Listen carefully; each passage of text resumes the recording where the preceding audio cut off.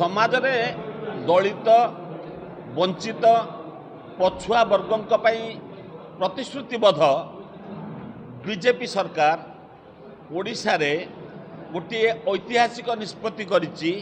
प्रथम करिए भली निष्पत्ति होइछि जहाँ 35 वर्ष है नथिला ना कांग्रेस ना बीजेडी कौन सरकार कर नथिले।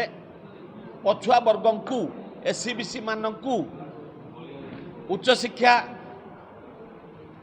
शिक्षक शिक्षा जोटा वृत्तिगत शिक्षा गणशिक्षा विभाग एमानकू 11.25% संरक्षण व्यवस्था घोषणा करिसेंती। कैबिनेट रे मंजूर देइसेंती। एई सेशन रे तुरंत लागू होबा पई प्रकाश करिसेंती। ए कथा पई राज्यर 54 भाग पछुआ वर्ग हृदयर सहित मुख्यमंत्री मोहन चरण माझी, प्रधानमंत्री नरेंद्र मोदी, केंद्र मंत्री धर्मेंद्र प्रधान, उच्च शिक्षा मंत्री सूर्यवंशी सूरज एमानकू आंतरिक भाव में कृतज्ञता जनाउछंती, धन्यवाद जनाउछंती जे या द्वारा एई वर्गर छात्र छात्री माने उच्च शिक्षा पाइबार सुविधा पाइबे।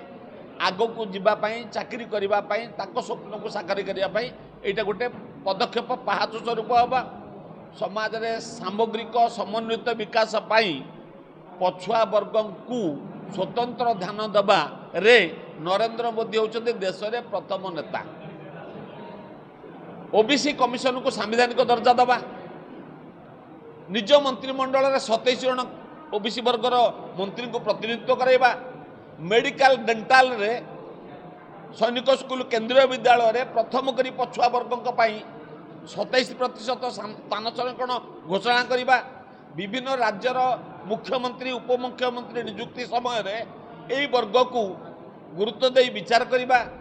ये समस्त कथा तांकर सामाजिक न्याय प्रति प्रतिबद्धता तार अंश स्वरूप राज्य जो डबल इंजिन सरकार से यही वर्गों एबे 11.25 देइछंती उच्च शिक्षा रे एवं पछुआ वर्गों संवर्धनार उत्तर दे माननीय मुख्यमंत्री आमको प्रतिश्रुति देइछंती। आउ जहाँ बाकी रहिला वैषयिक शिक्षा निकट में आपण मानक कथा बुझा जीवो ये प्रतिश्रुति देइछंती।